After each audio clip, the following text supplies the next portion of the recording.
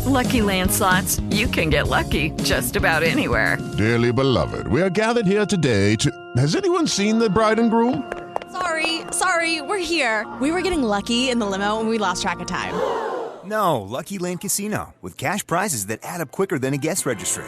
In that case, I pronounce you lucky. Play for free at LuckyLandSlots.com. Daily bonuses are waiting. No purchase necessary. Void where prohibited by law. 18+. Terms and conditions apply. See website for details.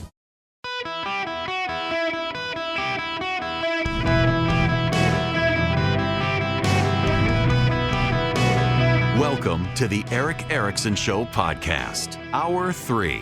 Greetings and welcome. It is Eric Erickson here. The phone number, 877-973-7425. If you want to be on the program, as always, text Eric, E-R-I-C-K, to 33777. You can get the show notes, the live stream, the podcast, find me on social media, all of that. It's all there. And by the way, we've been putting up the long monologues on YouTube. And so those of you who've been asking for this past week in particular, so many people asking for audio from the show. You can get the podcast, but if you want to see the video monologues, you go to YouTube and you can get them youtube.com/EW Erickson. They're at Rumble as well. If you're on Rumble, same thing, EW Erickson. Now, I'm shifting some stuff around here because there's some news happening that I want to get to. My friend Tim Scott is running a positive race for president. Tim Scott's a really good guy, and he has a positive, optimistic vision for the United States of America. The concern about Tim Scott is that he doesn't have what it takes to fight. He's not a fighter. And you got Republicans who think we need to have someone who can throw a punch, and that's worked against Tim Scott. So he was at my gathering in August. Hard to believe it's been 2 months now. But Tim was at the gathering, and when he left the stage, when I got to interact with the crowd, a lot of people were muttering, "Man, I really like that guy, but I just think he's too nice. He's too precious." Like, people didn't want him to be beat up on the presidential stage, and they didn't think he could beat up the other side. And they loved everything he had to say, but that's a problem. Well, his super PAC is now announcing it's suspending all of its ad buying. That's a terrible sign. Tim Scott's got metrics he's got to meet to get on the next debate stage, and when his campaign is going silent, he probably can't meet those. This is probably a fatal blow to his candidacy. I don't expect him to drop out. He may hang on. He may drive around Iowa in his car. But this is near fatal to his presidential ambitions if this is happening. It's something that we got to keep an eye on. Meanwhile, Nikki Haley continues to get traction. If you look at, and again, I'm not a big believer in the polls per se, but if you look at the actual polling trend lines, what you can find some notable things, and one of those notable things is that though Donald Trump continues to go up, Nikki Haley is going up as well. Everybody else is kind of declining. DeSantis is kind of holding steady. Ramaswamy's gone up a little bit, but Haley has now surpassed him in the polling averages. Fox News has her at 10. Fox News has Nikki Haley in double digits now, as does Insider Advantage. Insider Advantage has Trump 50, DeSantis 15, Haley 14. Fox has Trump 59, DeSantis 13, Haley 10. CNN's latest poll has Trump 58, DeSantis 17, Haley 8. It's all meaningless because Trump is over 50%. So if everybody dropped out except for Haley and DeSantis, Trump's still over 50%. He's still the nominee at the national level. But we don't operate like that. We operate state by state in the primaries, and that's an issue. Meanwhile, Nikki Haley, who was the UN ambassador, was the governor of South Carolina, has been very clear on the issue of Israel and Hamas. And She's getting some traction. She was on Meet the Press with Kristen Welker this weekend. This is part of what she said. I have been concerned. I have been terribly worried about the fact that Iran has said the easiest way to get into America is through the southern border. We have an open border. People are coming through. They're not being vetted. We don't need to wait for another 9/11. You also look at the fact that, Kristen, America is incredibly distracted and incredibly divided. And when America's distracted, the world is less safe. And look at what happened to Israel. They waited for them to be distracted. And that's when your enemies move in. America needs to wake up. We need to put this negativity and division behind us, and we need to focus on national security for ourselves and for our friends, and start thinking about what it's going to take to get America strong again. That was Nikki Haley with Meet the Press. Strong statement. She's going up in the polls. She is now in multiple polls in double digits, the only person besides DeSantis and Trump. I think this race really is a race between DeSantis, Haley, and Trump. And with Donald Trump, there's some troubling signs afoot for him, though it's not reflected in the polls. Donald Trump only raised slightly more than $100,000 in the third quarter from individuals. That's actually a big red alert. If you take the totals Trump raised, Donald Trump raised, when you include just PACs and individuals, he raised about $200,000. DeSantis did millions from individuals. But Trump has a lot of cash on hand. The problem here is where that money comes from. Overwhelmingly, Donald Trump in the third quarter fundraising raised his money from related super PACs. So from leadership PACs and things like that, Trump raised most of his money. It appears on paper that he's got $35 million on hand. Most of that money, though, comes from transfers back from other campaign-associated PACs. DeSantis, on the other hand, has about $12 million on hand, and he raised millions of dollars from individuals. That matters because one of the complaints against DeSantis early on was that he could only raise money from super PACs. He couldn't raise money from individuals. DeSantis is out raising everyone with individuals right now. And when you look at what's happening in Iowa on the ground there, DeSantis is gaining momentum. When you look at Trump's spending in Iowa, there's a red flag for Donald Trump in that he's still spending more money against DeSantis than he is to promote himself or to attack Joe Biden. And meanwhile, DeSantis is, out getting people home from Israel and again, taking on the border issue. This is DeSantis over the weekend on the Sunday shows. But no one's talking about getting Gazan refugees here right now. They can't even get out of Gaza at the moment. Well, people have mentioned it. I think some of the far left have said this is something that we should do. The U.S. has done similar things in the past, and so I just put my stake in the ground. Okay. That's where we're going to be, and I think that everyone running for president on the Republican side should follow suit. Yes. They should. By the way, the third GOP debate is going to be in Miami.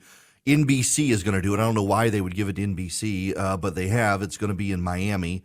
DeSantis' home turf. He's probably going to have a good crowd there. Here's the thing. DeSantis chartered a flight and got 300 Americans out of Israel. Joe Biden did not do that. Donald Trump did not do that. None of the other Republican candidates did that. That's leadership.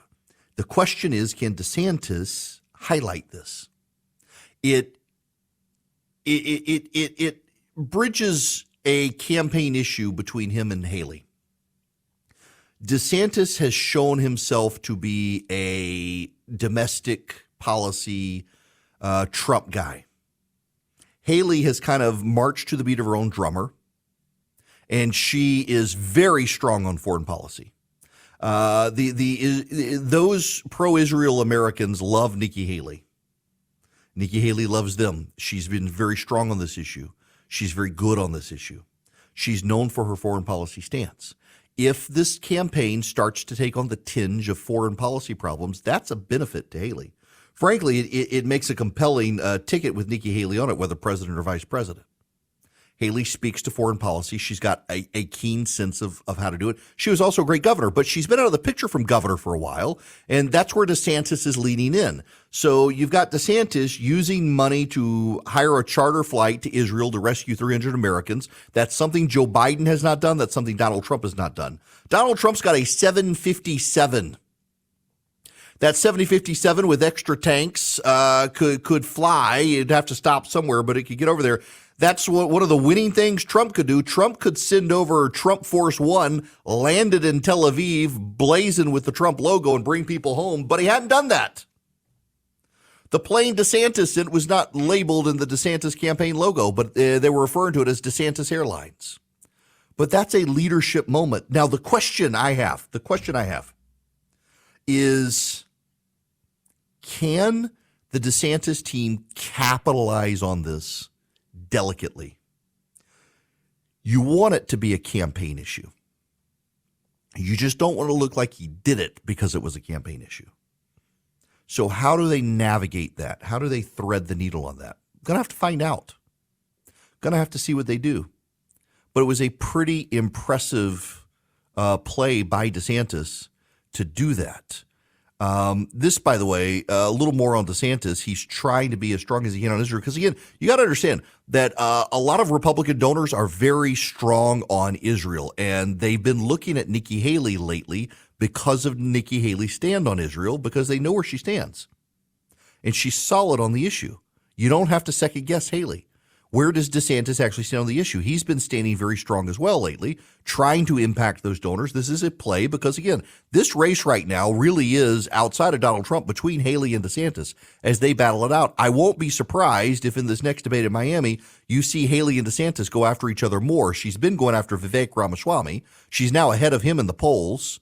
And where does she go? Next would be DeSantis. This is DeSantis. The Palestinian Authority is moving towards a two-state solution. That's why I asked if you had support for a two-state solution. Well, they've rejected that in the past. Arafat rejected it in 2000. It was a ridiculous deal. It probably would have put Israel in situations where they would have had some serious security concerns, but they were willing to go forward. And I think the history of the last 75 years, Israel has always been willing to take tough steps for peace, and they've always had rejection on the other side, and the other side has typically chosen war. So that's the cycle. So I would not push Israel to grant statehood to people that don't recognize their right to exist as a Jewish state. He's good on that issue. Last night, a Euro-Atlantic charter, it was I said a 747, it was a 777, landed with 300 Americans, 91 children who had been stuck in Israel. Can his campaign make hay out of that on the campaign trail without it seeming crass? There's a fine line between making it look hyper opportunistic and making it look like you did it for the right reasons. And Americans kind of have a BS detector on this stuff. Can he do that? Possibly. It's something that Donald Trump didn't do, Nikki Haley didn't do, Vivek Ramaswamy with all of his money didn't do, and Joe Biden didn't do. The best Joe Biden is offering is to put people on a boat out of Tel Aviv to get them to Cyprus, and they can catch a flight from there, but they got to reimburse the American government. That's the best the Biden administration is offering. They can't do more than that because they spent all their money bailing out student loans of Hamas supporters in the United States. So the DeSantis campaign stepped up and showed real leadership. Will it translate and will it matter? I don't know. Donald Trump's polling is still very strong, over 50%. But when I see that Donald Trump only got $100,000 from individuals on the campaign trail in the last quarter, and DeSantis got millions, and I see that Donald Trump is spending most of his money attacking DeSantis, not building himself up, not attacking Joe Biden, attacking DeSantis, it really does make me wonder, what is the Trump campaign seeing that causes them to still so aggressive, even after they said they were going to pivot and just focus on Biden? Why are they continuing to do it? When you look at the grassroots, the small dollar donors suddenly flooding DeSantis with money, it does suggest there's something happening that maybe the polling hasn't picked up.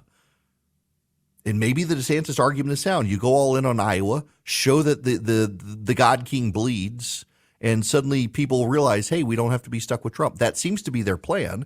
Maybe it's working. When you see that many millions of dollars flowing to DeSantis and not to Trump from small dollar donors, I mean, we're talking very less than $250 per person, and it's flowing to DeSantis, not Trump. And Trump is pouring money into his campaign from outside PACs to try to cover how much money he's spending on lawyers, so it makes it look like he's got more money on hand than he actually does. And Trump is spending as much money as he is going after DeSantis in Iowa, despite saying he would pivot to take on Joe Biden. It just suggests there's something under the currents we're not seeing, and it benefits DeSantis. Welcome. It is Eric Erickson here. The phone number, 877-973-7425. So while all of this is going on, my kids have been in lockdown at their school. 4 prisoners cut a fence at the county jail, hopped in a blue Charger, and drove off as the sun was rising this morning. It appears they actually escaped at 3 o'clock this morning. The local county jail didn't realize it until they found a hole in the fence at 6 o'clock this morning, and they didn't tell the public until 11 o'clock this morning. So who knows how far the guys got, but my kid's school went into lockdown when the report came out that there were loose prisoners in the county. One of them wanted for murder, the other drug charges. And just got a text from my kid saying, we're out of lockdown. I don't know that they found the 4 prisoners yet, but I guess they're far enough away or caught that not a matter. But yeah, I've been getting updates from my kid so far all day. Like, Dad, didn't bring lunch because I was going to go to lunch for lunch. They won't let me get DoorDash. I'm hungry. Bring food, but you can't because we're in lockdown. You're not allowed to come in. Nope, not allowed to come in. That's why you should have packed your lunch today instead of deciding you were going to go spend my money on lunch and things like that. Oh, my gosh. The things you deal with as a parent. We're going through the FAFSA form stuff. I got to work with my kid, and I know that.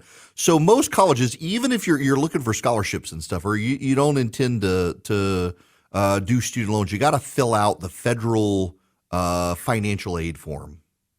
FAFSA, they call it. And it is like a proctological exam of the parents' finances for the kid. I never understood this as a kid. I'm going to college, not my parents. Why am I penalized because my parents might make some money? I never understood that. And in forcing your kids to get student loans and stuff, I'm hoping my kid gets good scholarships. I hope she gets a good scholarship. But I got to fill out the FAFSA form with her. I've got to try to convince her to apply to a couple more colleges too. There's only one she wants to go to, and I'm proud. It's my alma mater, Mercer. She wants to go there. I'm hoping she can get a good scholarship if she goes there. But she's looking at Georgia Tech still as well. She's kind of disengaged on Georgia Tech from some of the encounters she had. Visit didn't go so great. She's looking at Kennesaw State. I'm trying to get her to go to apply to UGA in Auburn as well. She wants to do engineering, but in any event, I'm at that point in life where my kid's applying to college, and it seems more overwhelming being the parent than it did to me as a kid. I don't even remember my parents like dealing with all of it with me. I just did it. My kid wants me to be involved with her. I guess that's great, but it's stressful. In any event, I got to tell you about Americans for Prosperity before I get out of here. They're doing their roadshow, their tour, their bus tour of America against Bidenomics. So here's the thing. You can complain all you want about Bidenomics, but you got to have an alternative to it. And Americans for Prosperity, they've got that alternative. It is deregulation. It is loosening rules on small businesses to become big businesses. It's freeing up the free market to shine. It's allowing free people to engage freely with each other to make money without an overburdensome regulatory state led by Joe Biden. They've got the plan, they've got the vision, and we know historically it works. They want you on their side to make the case to your neighbors, your local government, your state government. All you got to do is go to americansforprosperity.org/Eric, americansforprosperity.org/ERICK. You go sign up with them. They've got over 4 million activists around the country. They're going door to door. They're going to city councils and school boards and state governments, explaining why Bidenomics is bad and how we can unleash the full potential of the free market. americansforprosperity.org/Eric. Greetings. Welcome. It's Eric Erickson. The phone number, 877-973-7425. I want to go to Ariel. You're going to be up next. Welcome. Hey, Eric. How are you today? Good. How are you? Doing good. Just a quick question. I didn't know if you had anything to say about the Louisiana governor's race. And in addition, if you had any insight on any of the polling coming out of Kentucky and Mississippi for those, because it looks like it's closer than it should be for a Republican. So just didn't know if you had anything you wanted to add on those, and I'll listen off the phone. I'll listen. Okay. Thank you very much. Thanks for calling. Yeah, first of all, my people in Louisiana, they got it right. Jeff Landry is going to be the governor of Louisiana. He'll swing that seat back to the GOP. John Bell Edwards, the Democrat, has been in there, and now you've got a trifecta in the state. So the Republicans control the legislature, not the Democratic, not the governor's mansion, and now Jeff Landry will take it. The Republicans keep the legislature. So you got a Republican trifecta. They control the House, the Senate, the governor's mansion. Landry, good guy. I supported him. He was the attorney general. He was a longtime congressman. He's just a good old Cajun. I adore listening to the guy speak. He's got a great accent, and he'll be good. He'll be a great governor in Louisiana. More populist than conservative, which is kind of the nature of Louisiana politics. He'll be able to build some bridges with Democrats in the legislature, get stuff done. He'll be a good one. Now, the race in Kentucky is the Emerson polling is bad for Daniel Cameron, but Emerson isn't a great pollster. But you've got the governor of Kentucky has been a fairly popular governor, and it's going to be tough to beat an incumbent governor. Daniel Cameron is the attorney general in Kentucky. He's black. He is a popular attorney general. But you're also dealing with Andy Beshear, who is of a political dynasty in Kentucky. And let me tell you what Andy Beshear does. What Andy Beshear does is he vetoes legislation from the Republican legislature. Like, for example, Republicans in the legislature in Kentucky passed legislation prohibiting gender transitions for minors. The Republicans have a supermajority in the Kentucky legislature. So Beshear vetoes the gender transition legislation. The legislature overrides his veto, and Andy Beshear, I kid you not, is literally campaigning on, in Kentucky, we've made it safe. You can't do gender transitions in Kentucky. He vetoed the legislation.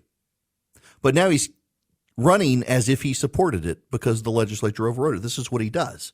And you got a lot of low information voters in Kentucky. They're not paying attention. He's got favorable press and people buy into it. But Cameron's a good dude.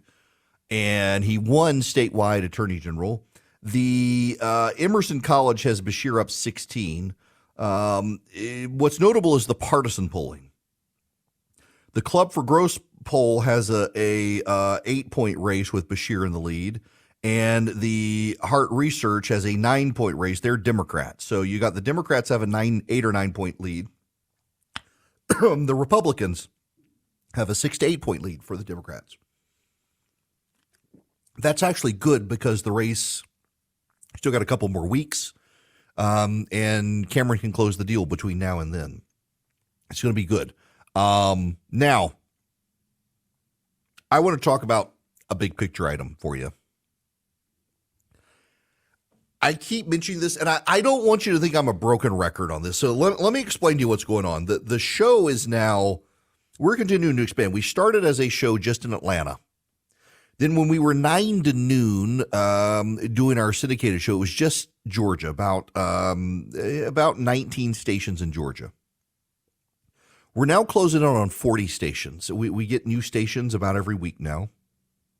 We're growing. And I keep getting some of the same questions from new listeners. We got listeners now from California to Connecticut, from Oregon down to Miami. And I want to say something again because I keep getting this question. I mean, I have gotten this question more in the last week than I've ever gotten before. And I'm still getting it. And I think if I'm still getting it from that many people, that it's worth me reiterating it. So the question is the one you may be guessing. Are these the end times? Is this the end?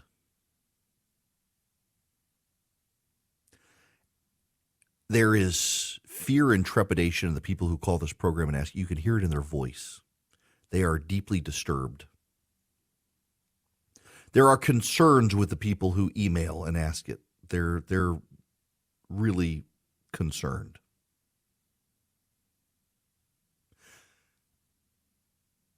As Sean Hannity might say, let not your heart be troubled. So I get hate mail sometimes from people. It aggravates my wife sometimes that I don't get exercised about particular issues. People want me to be mad at something. They want me to be worked up. They want me to be angry, to respond in certain ways out of anger. It has taken me a long time to get to this point. But here is my philosophy, and it really comes from Calvin Coolidge. So Calvin Coolidge, this is my management style with work and dealing with people as well. When you see 10 problems bounding down the road, if you just stand still, 9 of the 10 will bound off the road before they get to you. But there's also something else. Is there anything I can do to change the situation? If not, don't worry about it. There's no reason to be angry about it. You may not like it, but there's no reason to be angry about it. Can you put the genie in the bottle in Israel? Can you? Can you stop Hamas? Can you get the hostages back? If not, stop worrying about it. It's out of your control. God's will be done. God's got this, not you. We in this country, and it is particularly something about people in the United States more than any other nation on the planet. It's part of who we are as a people. We think we can fix something. We think that we see some problem somewhere in the world and we can fix it. Whether we can write a check or we can send missionaries, we can send the government, we can send the military, we can do something, we can fix it. And sometimes you can't. Are these the end times? Technically, the moment Christ walked out of the tomb, the end times began. Is this like the final 100 years? Probably so. If you're a dispensationalist, at least you look at the 2,000 years from from Noah to Abraham, 2,000 years from Abraham to Jesus. So it works in 2,000 increments. So here we are. We're somewhere around the 2,000th year post-resurrection. He's got to be coming back any day. This could be it. Is it tomorrow? I can confidently tell you Jesus Christ is not coming back tomorrow. I can confidently tell you that. Why? Because there are still unfulfilled prophecies from the New Testament, including putting Scripture in every language of the world. If you go to the Museum of the Bible, you'll see how many languages still need the Bible translated in them, and we're not there yet. So we can't come back tomorrow. What about 50 years from now? It's possible. But who knows? So why be bothered by it? I know that you look at the world stage, you see Joe Biden asleep at the switch. You have children who are draft age or maybe in the military. My sister's son is now in the Air National Guard. And you fret a little bit. Now, I know this is my worldview, and I know it's preachy for some of you, but I am a firm believer in the phrase, God's got this. There is nothing I can do, nothing at all. To the extent there's something I can do, I can be engaged in the political process and I can vote for who I think is best, and maybe my guy wins or not. At the end of the day, God's got this, not you. You can't change the dynamic between China and the United States. You can't change Hamas's mind. You can't persuade Joe Biden to do something he doesn't want to do. And you can't persuade him to not do something he does want to do. So calm down. And it's easier said than done. But I practice that which I preach. You have to realize there are some things in this world that are bigger than you that you can't affect. And the only thing you can do is pray about it. And you can pray without ceasing. But God's got this. You don't. So there's no reason to worry about tomorrow. Tomorrow will take care of itself. And you shouldn't worry about today. The Bible says worry is a sin. Now, my life motto is why pray when I can worry. I get it. I understand the desire to worry. That's what I do for a living. I am a professional worrier. But I also have learned enough to know the things I cannot change, the things that I cannot impact, the things that I cannot control.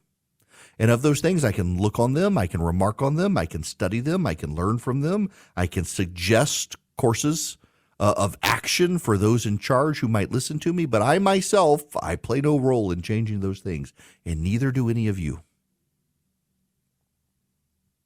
So why worry about them? There are plenty of things in your immediate backyard you can worry about. There are plenty of things you can do. You can make sure your family knows you love them. You can make sure your family is safe. You can make sure your family is in a good financial position. You can work on getting yourselves out of debts so your family can live a little more comfortably and enjoy this world as best they can. You can be generous to your church, to your local nonprofits, to your family. You can make sure other people are living more comfortably. You cannot fix the Hamas-Israel situation, but you might be able to fix the problem of a homeless person in your community. So fix that instead. There are only so many hours in the day for us to be worked up over this stuff. Is it concerning? Yes. Is it alarming? Yes. Does it make it all the less comfortable knowing we got a dementia patient as president while China, Russia, and Iran are conspiring, and those around our dementia patient conspiring are probably conspiring with the bad guys? Yeah, that's real concerning. Bothers me too. Bothers me greatly. But there's nothing I can do about it, so what can I do? I can take care of my family. I can take care of my friends. I can take care of problems in my local community. I can feel like I'm accomplishing something here locally when I know there's nothing I can accomplish nationally or internationally. There are things I can do to help others. I can write checks. I can volunteer. There are things I can do, but I have to be able to discern, can I help here or can I help there? Where can I help? Where can you help? What can you do while knowing God's got this? So don't let your heart be troubled. There's no reason to worry about these things. Worrying will not change them. Worrying will do nothing. If you're a prayer warrior, pray. If you're an activist, well, activate. Go write a check. Go volunteer somewhere locally. Improve your local community. Improve the lives of those around you. I suspect hard times are coming.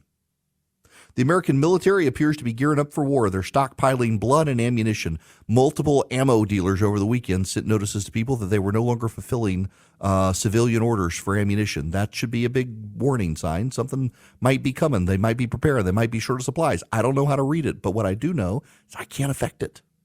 I can't change it. And neither can you. So you get nowhere by worrying about it. We do not know when the actual end is. We have no idea. So why worry about it? It's a lot easier said than done. I know. Again, I'm a professional worrier. I know. It's easier to worry than it is to not. But there's nothing you can do, and there's nothing I can do. So the hallmark of a spiritual maturity is to focus on the things that you can impact and stop worrying about the things you can't. It's not easy. It's not easy.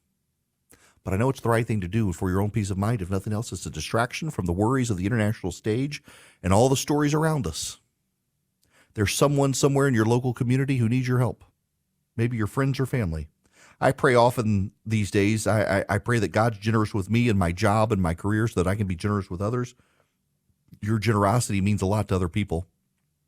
And if you're worried about the world going to hell in a handbasket, you can meaningfully prevent the handbasket from sliding through your neighborhood with your generosity, through your sweat equity, from your ability to write money, to write checks to fund things. You can do those things. You can control the world where you can control the world. And the hallmark of someone who's going to find peace of mind is knowing to be able to control the things they can and let go of the things they can't control. And if you do that, you might sleep better at night instead of worrying about the end of the world tomorrow, because the end of the world is not tomorrow. I don't know when it's going to be, but I do know that I can't stop it from happening, and neither can you. So just focus on the things that you can improve, and focus on stopping the things you can stop, and focus on starting the things you can start. And you'll be better off, your peace of mind, when these insane times we live in. Now, if you're worried about your money and investing as well, you can talk to the folks at Swiss America. They have been sounding the alarm on the secret war on cash, the all-out assault on freedoms, with soaring interest rates squeezing the economy, banks teetering on collapse. 10 regional banks have had their credit downgraded lately. Swiss America can educate you on ways to protect your hard-earned assets. You can read their special report, The Secret War on Cash. Your copy's free by calling or texting 800-289-2646. The all-out war on cash, including digital forms of currency, it's spreading daily. So read The Secret War on Cash free to you guys. All you do is mention me, Eric Erickson, when you call or text 800-289-2646. That's right. You can call or text my name to 800-289-2646. You can also visit SwissAmerica.com/Eric. That's ERICK. Message and data rates may apply if you call them or text them 800-289-2646. Get the Secret War on Cash report. It's free to you guys. Or you can go to SwissAmerica.com/Eric. That's SwissAmerica.com/ERICK. The judge in Washington handling that Trump trial has issued a partial gag order to Donald Trump. He's not allowed to talk about the prosecutor and the staff and the judge and the judge's staff. And on social media, of course, it's a banana republic. It's like Venezuela. Y'all, I don't have much sympathy for this stuff. I was a lawyer. These things happen. When you start mouthing off about the prosecutor prosecuting you and the judge's law clerk, it's what's going to happen. I mean, I don't have a lot of sympathy on the allegations that this is some next level terrible thing. This happens in court. This happens not just to Donald Trump, but somehow when it happens to him, it's the worst thing ever and we're a banana republic. No, he has no impulse control and everybody knows it. He mouthed off about the lawyers. He mouthed off about the judge and her law clerk, and now the judge has imposed a gag order. It was inevitable. Let me tell you what happens sometimes when Donald Trump mouths off. In 2016, I did not support Donald Trump, and he mouthed off about me on social media. And we had people show up at our house to threaten us and had to have armed security at our home for months on end because he kept mouthing off about me, and crazy people would show up. Crazy people chase my kids through a store. Crazy people harass my kids at school. But he doesn't seem to understand what happens with crazy people around him when he mouths off on this stuff. So I'm not particularly sympathetic given what his mouthing off about me caused to my family. I kind of understand why the judge imposed a gag order. It is something that happens in American jurisprudence. And when you hear people say this is beneath the court and how dare the court, said the court does this all the time. It just so happens that oftentimes when the court does it, the defendant is not named Donald Trump and not a single one of his supporters cares. But also, you don't have a lot of defendants in criminal cases who mouth off about the judge and the law clerk and the prosecutor and the other lawyers involved. This doesn't normally happen because normally the defendants shut up and just go through the trial. I don't know. Are we supposed to hold Donald Trump to the same standard or different? Because I'm confused here because people say there's a double standard and now he's being treated like other defendants who mouth off about judges. And so now somehow it's bad. But do we not want him treated to a double standard? Because if you don't want him treated to a double standard, other defendants who mouth off about the judges and the law clerks and the prosecutors, they get a gag order too. So I'm confused as to what the standard is for how I'm supposed to deal with this, other than I really don't care. Justice will be done. This is a terrible case. I think he can win it. The case I'm worried about for Trump is the classified documents case. I don't see how he wins that one, except he's got a judge who is so skeptical of the prosecutor that that's helping him. But that's kind of a cut and dry case if they can show he did what they claim he did. These others, though, they're just garbage. The Fulton County case is a garbage case that should be thrown out of court by the judge. But still, gag orders, they're a thing. It's not something new. With the Lucky Land Slots, you can get lucky just about anywhere. This is your captain speaking. We've got clear runway and the weather's fine, but we're just going to circle up here a while and get lucky. No, nothing like that. It's just these cash prizes add up quick. So I suggest you sit back, keep your tray table upright, and start getting lucky. Play for free at LuckyLandSlots.com. Are you feeling lucky? No purchase necessary. Void where prohibited by law. 18+ terms and conditions apply. See website for details.